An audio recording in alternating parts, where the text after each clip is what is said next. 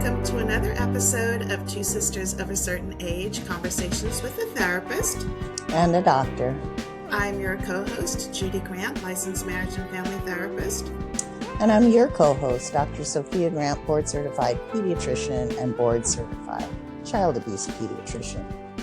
Well, welcome back, everybody. So nice to have you with us. So, Candy, I told you that yesterday Maxine and I went to the bins, right? The bins.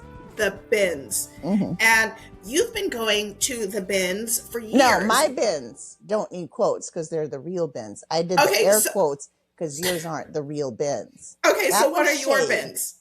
That was shade? That was shade. My bins. God, she's so sensitive. Let me hear your bins. I go to these outlet locations for thrift stores. So my first episode or first time with the bins is Angel View Clearance Center in Palm Springs. It's literally a big room with literal bins that they throw all this stuff in, left over from not estate sales, from thrift stores that nobody wants, and people literally dig through. So I do that, and then my local one is in San Bernardino. It's literally the bins that you have to dig through. You know, I wear gloves now. So, the bins, our bins, Maxine discovered on Instagram this bin thing yesterday morning, and she asked me if I wanted to go. I'm like, sure, I'll go, thinking it was like going to be like your bins. Mm-hmm. We get there, and what it is are like these huge, long, trough-like tables piled with stuff. But a lot of stuff are in boxes. And these are like Amazon returns, leftovers, Amazon returns. Yeah. So you're looking at these cardboard boxes. You have no idea what the heck is in it. And you're actually looking at mailing labels to Judy Grant. You know, and you don't know, and you cannot open. So some of these things are like surprise boxes, and other things you can see it's clearly labeled. And everything was $9, right? Everything was $9. So, and Saturday is the expensive day. Like, I think if you go today, everything is 7% off. And so on and so forth. And then I think on Friday, because they restock on Saturday, so Friday everything is $1. So this is ongoing at this place? Yeah, and apparently they've only been open for like 3 months or so. I had not heard of it. But some of the things, like, it was kind of like, okay, it's $9. If this doesn't work out, it's not breaking. What do you care? But Maxine got a mirror, a giant round mirror that was like with a gold frame for $9. Yeah, that's a deal. That's good. She got a handheld vacuum for $9. Did she know that it was a vacuum? Yes, that box was very clear. But there and it's like I at the checkout, I saw a man with a giant like slip and slide blow up for $9. Yeah, those are good. So, and I withdraw my air quotes. Okay. Because it was truly a bin. But when I go to mine, everything is out and it's used. There's nothing that's everything is left over from. Yeah. Right. And we got a couple of blankets. I mean, they have like bed frames and things. Yeah. And so some people came prepared with wagons and carts and the whole thing. Yeah. I felt like you said that you wear gloves now. I felt like I should have been in yard clothes because you're carrying these cardboard boxes it's a zoo. Oh, I know.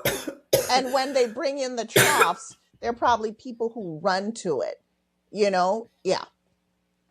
At one point, I couldn't find her. I'm like, oh my God, like, where is she?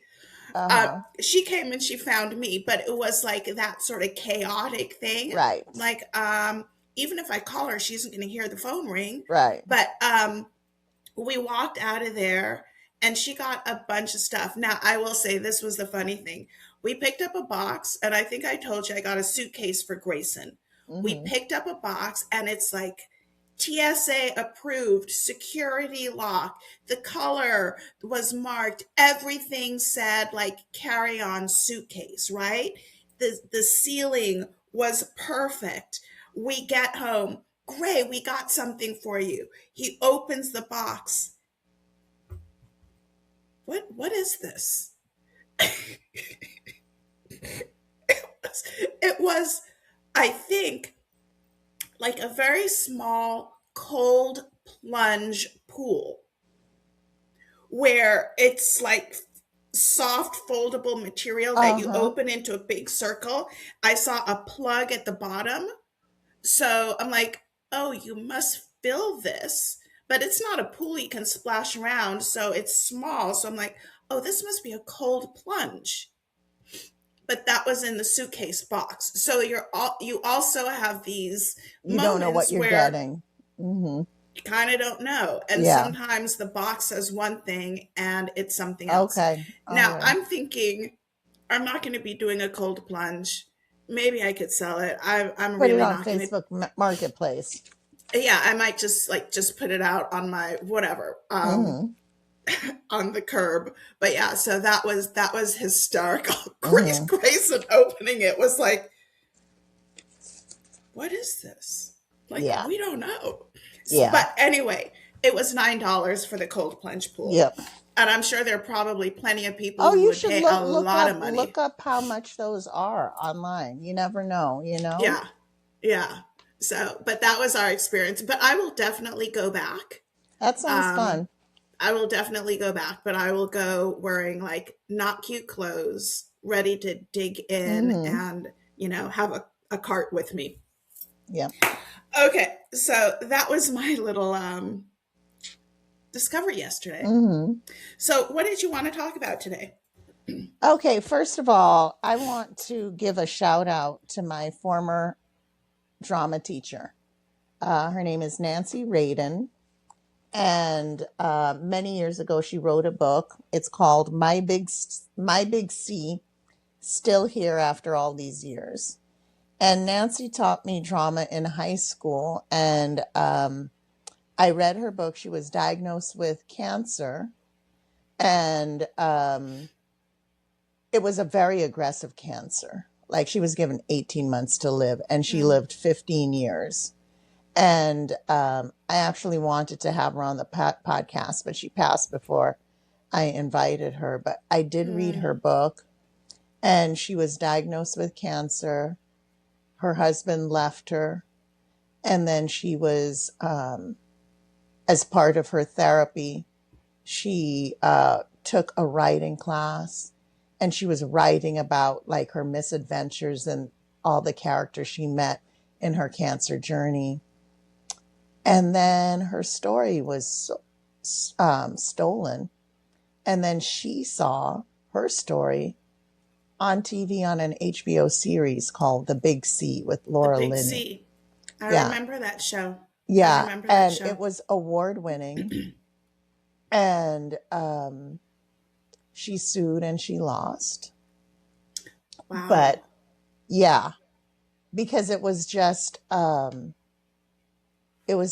of like a workshop. And I think somebody, it might have been a teacher, told it was all type of chicanery going on. Right, right. But what struck me about Nancy's story is that at her most vulnerable, and she had 2 kids, her husband Mm, left her.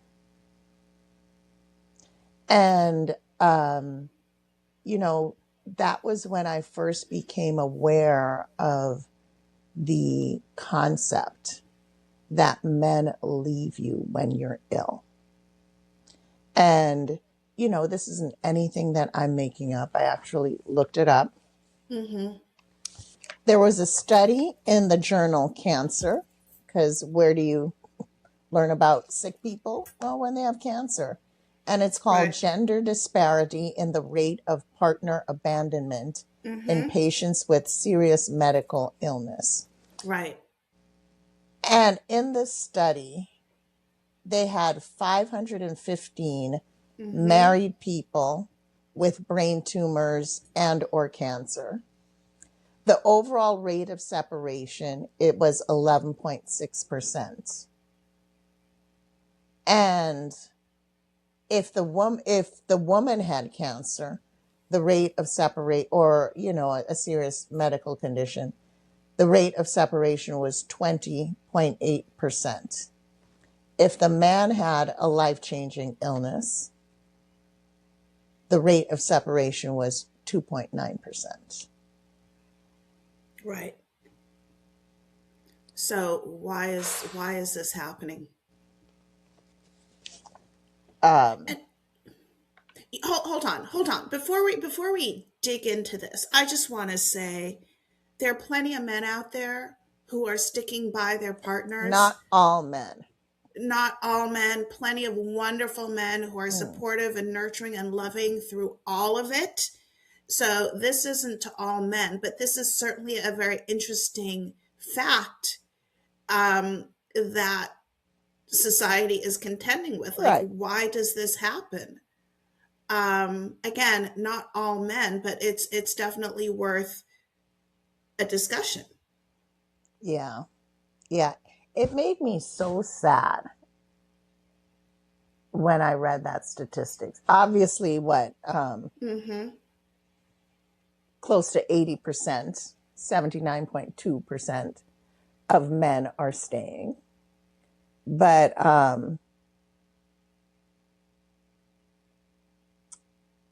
yeah, this made me super sad.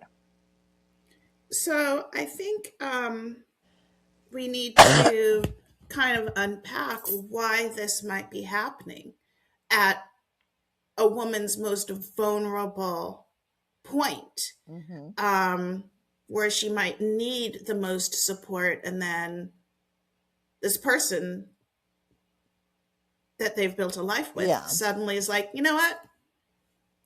It's not, it's still sickness do us part, and then Yeah. they leave. Yeah. So is it the fact that they aren't inherently the caretaker and Yeah. don't know how to manage that change in gender role, where Yeah. they now need to be the caretaker, Hmm. whereas traditionally the woman has been the Right. caretaker.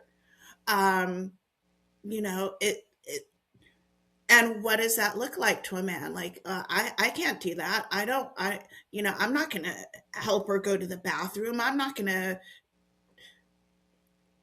feed Feed her, her, like bathe all of her. these things, bathe her, all of these things. So, and does that, and I'm thinking, does that now feel like emasculating to a man? Like, well, if I'm doing this now, like my manlyhood is in question because I am serving this other person in this way. I don't know. What are your thoughts on that? Well, I think it has to do with the patriarchy, and I think people who are very entrenched in the roles of a man as a provider and a woman as a caregiver have a Mm-hmm. difficult time Right. switching and becoming the caregiver. I think some people only want to be with you when everything is perfect and good and it's too much. I Right. think maybe the lack of intimacy that comes with Mm-hmm. illness might be a contributing factor. Um, I don't know. I really don't know. It's easy to say men ain't shit, you know, but maybe, I think as women, if we have a loved one who is going through something, we have a village of support. If you're caring for a mother, a spouse, you have girlfriends that you can say, "Hey, I I'm so tired," or "I don't know what to do," or but men don't typically have that network of support.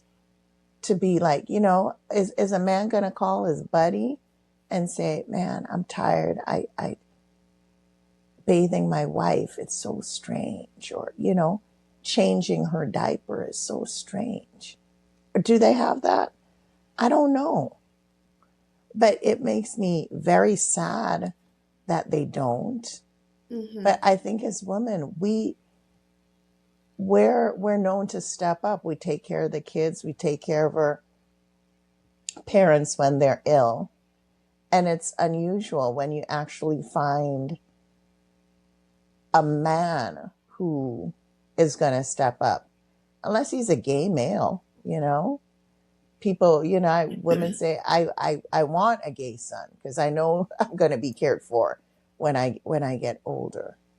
But I don't know, it's really saddens me when I think about the devastation of getting this life-threatening illness and being at your lowest, and then the person who is supposed to be with you in sickness and in health, peace out. I can't Hmm. even imagine something so devastating. I see these videos of, women going in and having babies. And these videos are surfacing where you see the husband, the partner, the boyfriend, whomever it is, there um, helping her step into her mesh panties, Mm-hmm. putting the ice pack on for her, helping her, get her clothes on and her bra hooked or whatever it might be. And I'm always touched by those because I think it's so like this beautiful thing. Like your person just had a child, had your child, and now you are helping because you know that she physically needs Can't the do it. support, Mm-hmm. can't do it for herself. And but that's a temporary thing, right? It's a temporary It's a thing, temporary thing. and Like and Becky's, women yeah, Becky's women going to bounce typically back. women typically have babies. So it's expected for a man to be there and to step up. But your wife, is not expected to get a brain tumor or cancer. Yeah. And you know that when they do, it's not temporary. No.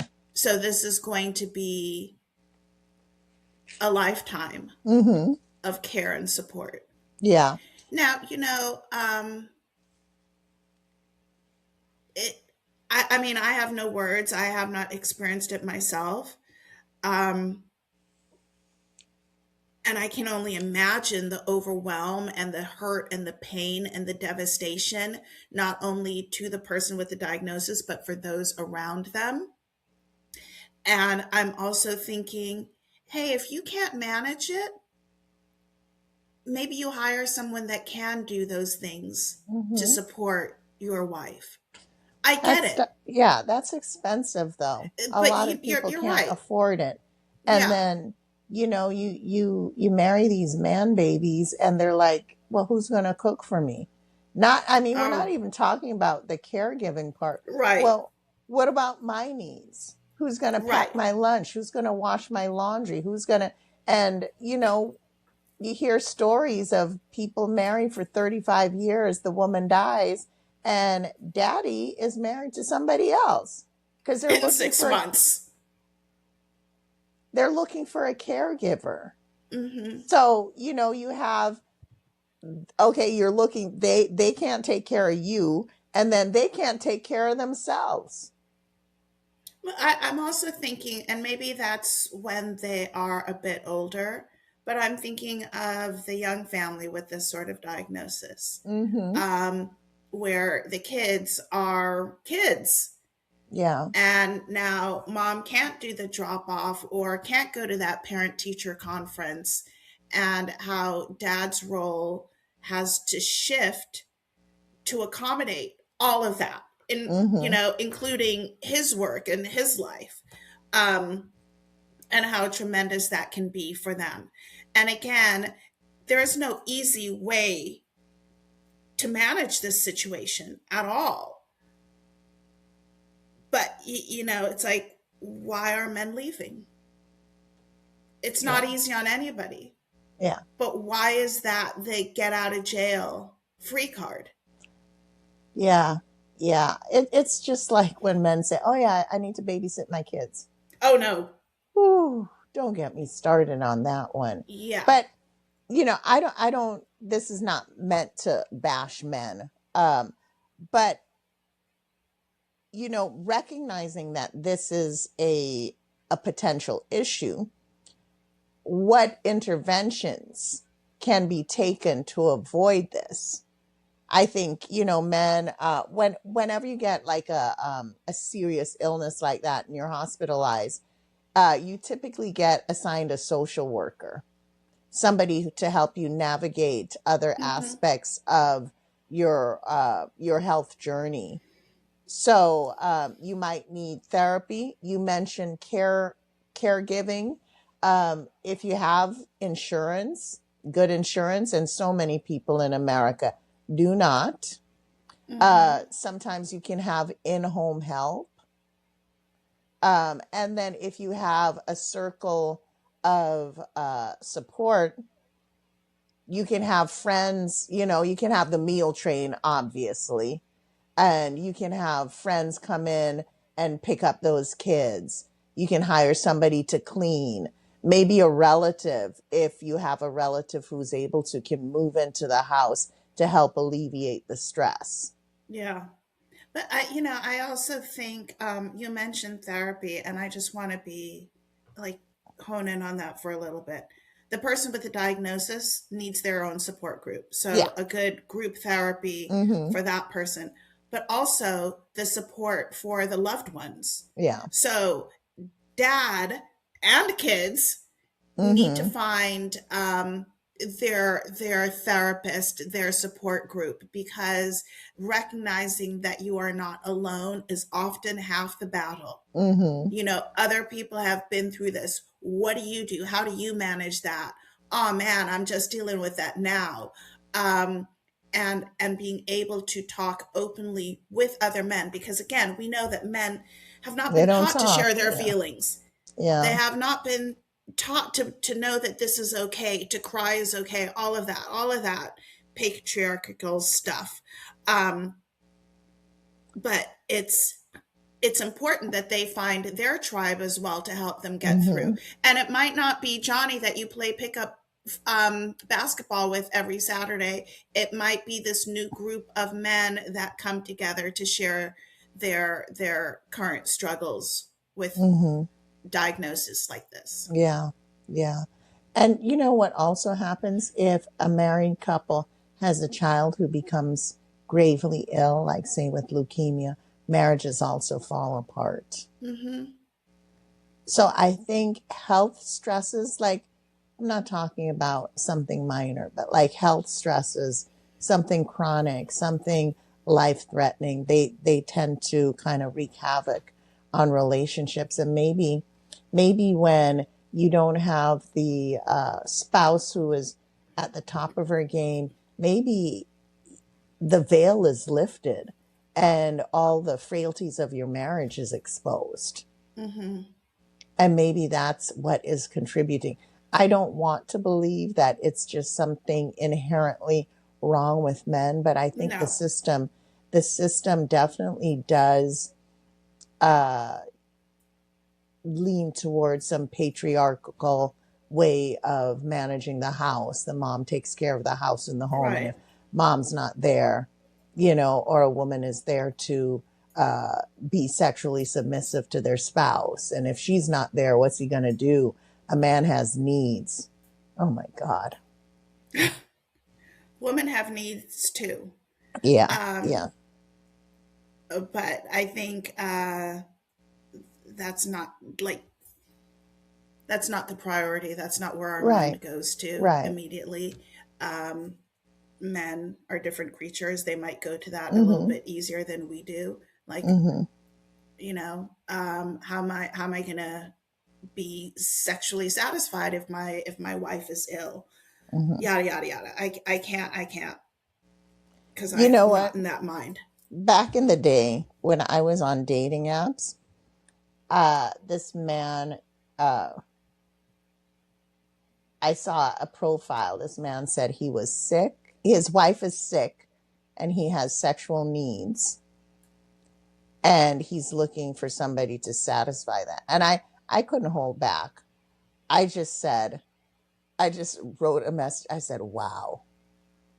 And then he wrote me back, wow, you're disgusted, or wow, you're interested. Oh, gross. And Vomit in my mouth. I know, Oh. I said, go take care of your wife, you piece of shit.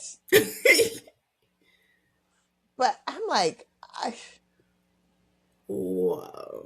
Yeah. yeah. Yeah, I can't. But you That's know what? disgusting. We are, I think the millennials, I'm thinking of my son. My son is not one of these hyper masculine dudes, Mm-hmm. probably because his father wasn't in the house. But he and his friends talk about feelings. They tell the Yeah. guys tell each other that they love each other. Mm-hmm. They keep in touch. They have these check-ins, these heart-to-hearts. And I feel like that isn't just unique to my son, but it's more of a millennial thing. Right. And I'm hoping this next generation of men, if they aren't raised by some hyper masculine household and they're told that they can cry and express themselves, that they're less likely to abandon spouses. Yeah. And, as you're talking about Zachary, I'm thinking about Grayson because I hear him also telling his friends that he loves them. Mm-hmm. He'll come to me like, "Mommy, so and so has an issue, a problem. What do you think?" Mm-hmm. Trying to get my input so he could turn around and give them advice. Mm-hmm. And I don't know, maybe that was being raised with me and his two sisters. I mean, Rick Mm-hmm. did come into his life very early on, but Rick is also a sensitive man, Mm-hmm. and I think Gray has seen that. So maybe the compassion is more prevalent with this generation. I don't know, Mm-hmm. but I know it's one of my son's strengths, Yeah. his compassion for others. I love that about him. Mm-hmm. Um, Something that was just brought up in the article is like when you're married, typically your spouse is your social support. So when your spouse becomes ill, you have lost your social support. Hmm. And maybe they're looking for social support. And it's really hard to say to your spouse, I would imagine, again, no personal experience, Mm-hmm. your person is horribly ill. You don't want to come and say, I'm exhausted. I Oh can't do yeah, this they. anymore. Uh-huh. Because it's like, excuse me? I'm Mm-hmm. the one going through it. So it's really hard, I would think, for either to really understand the perspective of the other, Mm-hmm. right? Um, and so they need to find social support. Again, going back to some therapy, some group therapy, they need to find that support. So again, they don't feel alone in this. And then, you know what? Come to a place where you can share these thoughts and feelings with Mm-hmm. your partner so they better understand what you're going through, whatever that might be, from whichever side of the coin that might be from. Mm-hmm. um, Being able to talk to them after, once you've got a handle on your own feelings and how that's going to be received. Yeah, this is a lot. Mm-hmm. And I don't wish this on anyone, but we know that it happens. People are being diagnosed with horrible things every single day. Mm-hmm. And I pray that they are able to find their way through it Yeah. together. Yeah. Yeah. So if you have a rocky marriage to begin with, I think some people do come together in crisis. Sometimes crisis can be alienating as well. So Hmm. that might tear you apart. Same thing if you have a child who becomes ill. So, I don't know. I'm not a social worker or a psychiatrist or anything. I think the thing is going to be intervention, invite in trying to figure out what the risk factors are. Where do you stand with your marriage? What's the social support? I believe that if you have a strong social support, you as a woman have a strong social support and you become ill and your friends step in so that your husband or your partner can be go to work, maintain the health insurance, take care of the kids, you're probably more likely to be able to navigate this successfully. Um, but I don't really know. Some things are just going to fall apart. Some people are just bad people, um, and then you know, And but Candy, we don't really know until we're in the situation. no, Because you might think you've got like a great social network, but we that's another also thing. but Yeah, we also know that sometimes when there is real crisis, you find out who your friends are and who they yeah, are not. yeah. You're so And yeah. and so it's like you might go into thinking like, well, I've got all of these people who I know will Hmm. help to support me, and the reality is not so much, Hmm. right? So it's hard to be preventative in this case. Yeah, You kind of yeah, have to get in it. Unfortunately, when you win it, you get to figure it out. But yeah. again, trying to figure it out together. And maybe what this social worker that you mentioned, like they're assigned to a case, maybe the social workers need to spend as much time, with that partner as they do with their client. Hmm. What do you need? How are Yeah, you dealing with this? How can we support you? So it's not just client centered, it's more family centered, yeah, you yeah, know? And, that goes for the kids. How are the kids managing? yeah. What do they need? And then one thing we didn't bring up is a financial burden. Suppose you're a working spouse and Mm, then you can no longer work. right. And then maybe your partner has to pick up the slack, Mm-hmm. take in another job or two, and then maybe you become resentful. But financial strain can definitely lead to the breakup of a marriage. Now, breaking up with somebody while they're ill, that's like a level of evil I don't understand and I have Right. contempt for, but that is another strain. But you know what? This is interesting that you bring that up specifically because yesterday I was talking to Maxine and, she's looking at her benefits with work and this, that, and the other. And she's like, yeah, they offered these benefits like if like an Aflac sort of thing, where Mm-hmm. it fills in the gap between disability and your paycheck. Mm-hmm. And I said, Maxie, those things are really good for people with a history, Mm-hmm. a familial history of this or that ailment. Mm-hmm. If you're predisposed, so there are those insurance programs in place to help manage the financial piece. But again, you got to know, like, if I have a family history of breast cancer, Mm-hmm. it might be worthwhile for me to invest in this because God Yeah. forbid I get diagnosed, at least that will be taken care of, A lot right? of a lot of breast cancers are spontaneous with no family history. Okay, okay, I so I great. I I, I many illnesses there's no way of knowing you're going to get a brain tumor No, no, or you're right. cancer, You're right. it's there's no guarantees. Yes, you're right. But I think for those people with that familial history, Yeah. at least they're more informed. Yeah, definitely. But you're right. There are no guarantees because shit happens, and like, how do I have lung cancer? I've never smoked a day in my life. That Yeah. sort of thing.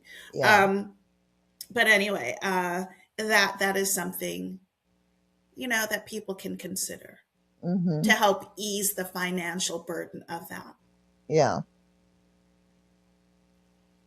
Yeah, this is not my favorite topic to talk Yeah. about here It's on it's Tusoka. yeah, it's not a feel good topic by any means.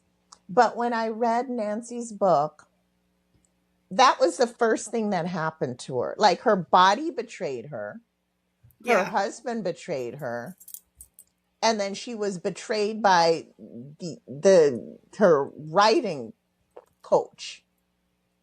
right. That's a lot of betrayal. And she wrote the book. She was able to laugh. She was able to move on. Um, yeah, but it's reading that book. I learned a few lessons, and that one stuck with me as well as the theft of intellectual property that Right. struck with me. But I don't know that we have much more to say on this topic. No. But if you get diagnosed with a life changing diagnosis, maybe you recognize that there is a risk of your spouse leaving you. And maybe you have a heart to heart of what the expectations are going to be. And maybe you put in a safety net, friends, relatives to step in to care for stuff. Mm-hmm. And maybe this is when if you have the funds saved, maybe this is when you pay somebody to pick up the kids and do some housekeeping and things like that. But what we know is that several studies, this isn't the only one that has made this observation, but several studies of women with serious illnesses experience separation and divorce at a higher rate than men with comparable illness. That damn patriarchy. I think if we didn't have the gender roles and what a husband should do and what a woman should do, maybe I wonder I wonder if this changes when you have same-sex relationships. Well, when I was doing my little research, it specifically stated heterosexual. Yeah. Now, So let's be real. This probably happens across the board, right? Regardless, but maybe give me some hope, girl. the percentages are higher. I mean, but Uh-huh. the reality is the percentages are higher Yeah. with heterosexual couples. Yeah. Um, but yeah, I don't know. Not my favorite. It's not a No, feel-good topic. no. But I know you wanted to talk about it, and Uh-huh. we need to address it. Yeah. Um, but it's hard, and I wish I had some answers or some insight, and I really don't. Mm-hmm. Um, and if you're dealing with this, You're not alone. you're not alone. And it has nothing to do with you. Yeah, Nothing to do with you, but it's it's the their frailty of your partner. yeah, it's their insecurity, the frailty, their masculinity is being called into question, et cetera, et cetera, et cetera. So you be strong. You do what you need to do for you, for your Mm-hmm. kids, and like Nancy did, she was able to get through it, and I know Mm-hmm. other women are able to get through it. Yeah. Yeah. Yeah, but get your book trademarked. Definitely. Yeah. Wow. Okay. All right, Chusoka family, thank you for joining us. I feel so That's defeated. so lame. Lame. Yeah, I there's no know. yeah, but Okay. All right. So, yeah, some of these conversations that we have are hard, and we don't have the answers from a mm-hmm. physician or a doctor, or a Well, physician or a therapist. I'm sitting at my desk and then this picture is on my desk. You see it? Oh, yeah, And you and so Pugs. no, that's Yaya. Oh, wait. Oh, that is Yaya. That's Yeah. Yaya. That's my cute baby girl. So maybe this will kind of lighten it. Gosh, she was so damn cute. All right, so you have that. Let's see. Oh, okay, wait. Here at my desk, I have my origami paper crane that Maya Uh-huh. made for me. Nice. That is always a symbol of hope. Mm-hmm. So it sits here on my desk to remind me Okay. of her and to remind me of, the beauty in the world and the hope Mm-hmm. that continues to persevere. Mm-hmm. All right, Candy, how can folks reach us if they want to get a hold of us? Two Maybe share Soka, their stories. yeah, Two Soka Podcast at gmail.com, Two Sisters of a Certain Age, and Two Soka on YouTube. Okay, until next time, thank you everybody for joining us. We'll see you soon. Bye. No longer network.